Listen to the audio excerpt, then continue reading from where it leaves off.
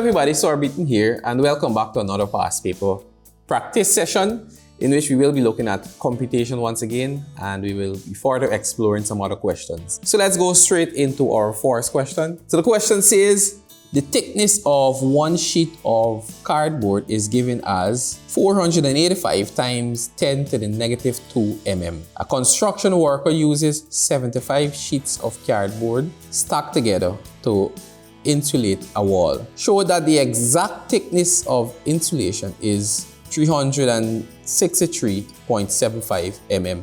So what we need to do, we need to, first of all, we have this number at the top here. We want to write it as a normal number. So the first thing we need to do, we need to express this as a normal number, how we know to represent numbers. So we have 485 multiplied by 10 raised to the negative 2 power. So when something is raised to the negative 2 power, we know that is telling you that the decimal point is going into that direction. So the decimal point is here. So this will jump back 2 times. This is negative 2. So we jump 1, 2. So this is actually equal to 4.85. And the thing is, you can actually punch that in your calculator to get the answer. If you punch in 485 times 10 raised to the negative 2 power, you'll get 4.85.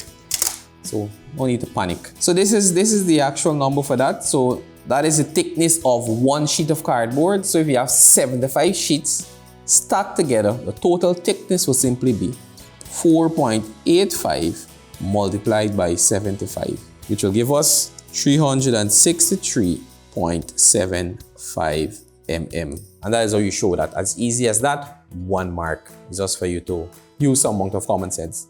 So let's move on to the next one. So the thickness is 363.75. So the next question says, write the thickness of insulation correct to 2 significant figures. So we know the thickness was 363.75. So 2 significant figures would be 1, 2, and then we look at the number after that. So the number after that is 3, so we leave that as it is, and we replace the remaining with 0. So this will be 360, 2 significant figures.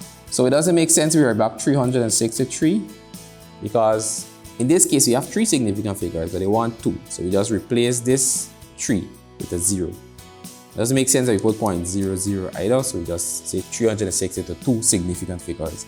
The next thing we want is 1 decimal place. So we start counting after the decimal point, so 1 number. So we look at that, that is 5 and more, so we add 1 to the previous number. So this will be 363 point. So we see when we add 1 to the 7, we'll get 8. So 363.8. And we can actually put mm here. And to be safe, we can put mm here.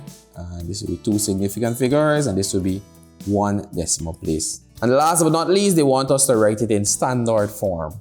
So we see for standard form, we need to move the decimal point and put it between the first 2 digits. And the first 2 digits must be greater than 1 but less than 10.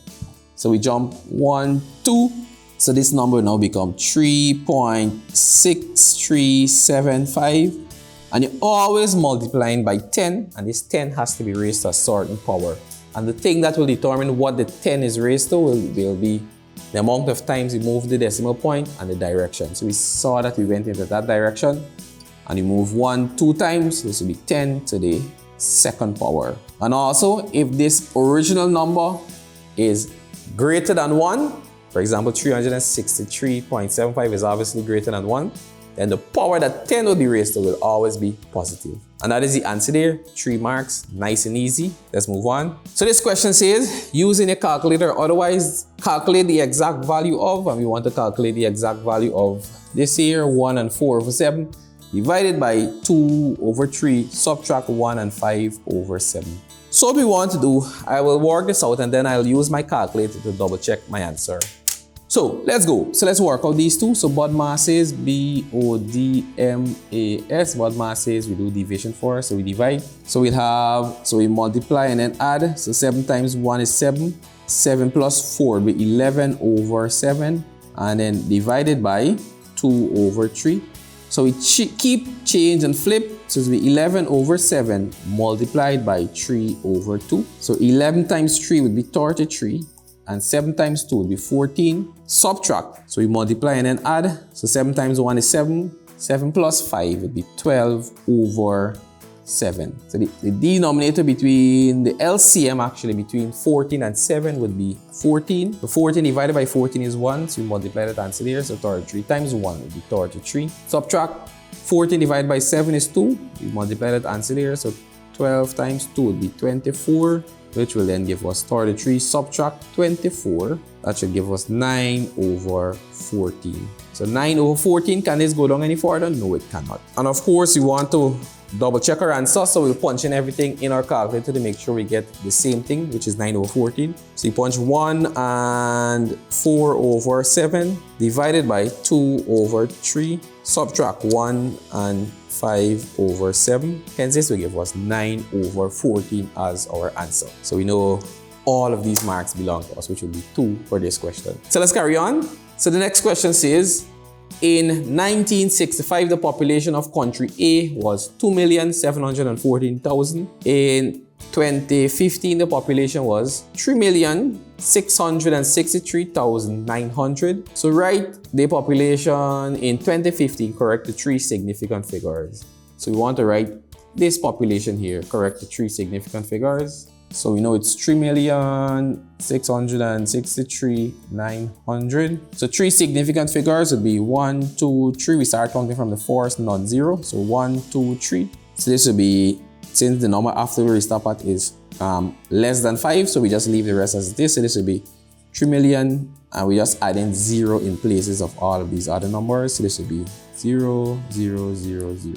So 3 significant figures. This would be 3,660,000, and that would be it to 3 significant figures. So next, write the population in 1965 in standard form. So 1965, the population was this. So this is 2,714,000. So standard form, we see that we have to move the decimal point from here and put it between the first 2 digits, greater than 1 but less than 10. So we jump 1, 2, 3, 4, 5, 6. So this would be 2.714. It doesn't make sense writing all of these zeros. So 2.714 multiplied by 10.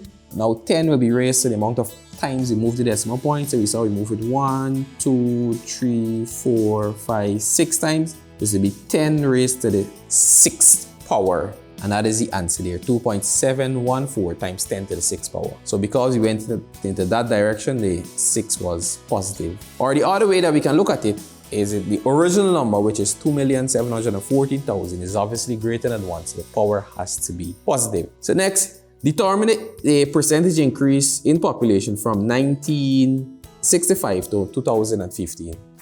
So to determine this increase, you must find the difference between the 2 periods. So the population in 2015 was 3,663,900. Subtract the population in 1965 was 2,714,000. So we subtract this. This will give us 949,900. This is the difference between the population in those 2 periods. So to find the percentage increase, it will simply be 949,900 all divided by, so let's look at what the population was in 1965, because that is where it came from. So 2,714,000, and of course this will be multiplied by 100. So you know this 0 cancels out with that 0, this 0 cancels out with that 0, this 0 cancels out with that 0. So now we have 94,990 divided by 2,714, and hence this will give us 35%. So we can answer the question and say, therefore, the percentage increase is 35. And that is how we get those 2 marks. And with that, this has brought me to the end of this video. We looked at some questions, and I will see you in the next one, in which we'll continue looking at more past paper questions, and we'll further look at some more computational questions. Until then, take care.